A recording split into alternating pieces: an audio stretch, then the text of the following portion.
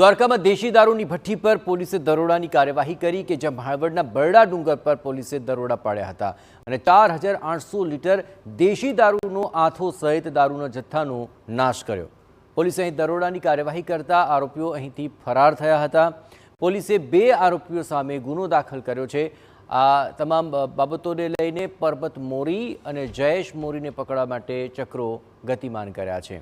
અહીં આ ડુંગર પર 4800 લીટર દેશી દારૂના આથાનો નાશ કરી દેવામાં આવ્યો કે જેમાંથી દેશી દારૂ બનાવવાનો અહીં કામ ચાલતું હતું અને આ જથ્થાને નાશ કરાયો છે અને 2 લોકોને પકડવા માટેના ચક્રો પણ ગતિ કર્યા છે, જેમાં પરબત મોરી અને જયેશ મોરી આ બંનેને પકડવા માટે પોલીસે તજવીજ તેજ કરી છે।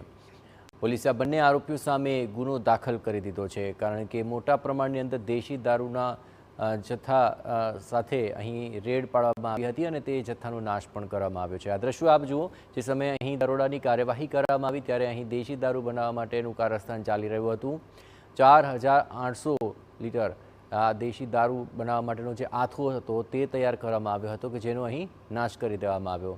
4800 લીટર દેશી દારૂનો આથો અને અન્ય જે સામગ્રી હતી તે એનો અહીં જ સ્થળ પર જ નાશ કરી દેવાયો। વધુ વિગતે વાત કરવા જોડાઈ રહ્યા છે ટીવી9 સંવાદદાતા જય ગોસ્વામી। જય, આખરે આ બંને આરોપીઓ સામે કયા કયા પ્રકારના આરોપો ઘડાયા છે અને આ આખી રેડની શું વધુ વિગતો મળી રહી છે? જયેશ, દેવભૂમિ દ્વારકા જિલ્લાના ભાણવડ તાલુકાના બરડા ડુંગર ઉપર દેશી દારૂની ભઠ્ઠીઓ ધમધમતી રહી છે ત્યારે પોલીસ વડા જયરાજસિંહ વાળા દ્વારા કડક સૂચના અનુસાર આ દેશી દારૂ ઉપર પોલીસની કાર્યવાહી છે તે કરવામાં આવી છે। ખાસ કરીને વાત કરવામાં આવે તો જે દેશી દારૂની ભઠ્ઠીઓ ચાલી રહી છે તે દેશી દારૂની ભઠ્ઠીઓ ઉપર પોલીસ ત્રાટકી હતી અને કાર્યવાહી કરી હતી, જેમાં 2 આરોપી છે તે ફરાર થઈ ચૂક્યા છે। જી જય। આભાર જય, તમામ ગતિવિધિઓ પર આપ નજર રાખતા રહેજો। બંને આરોપીઓ ફરાર છે, તેમને પકડવા માટે પોલીસે તપાસ તેજ કરી છે।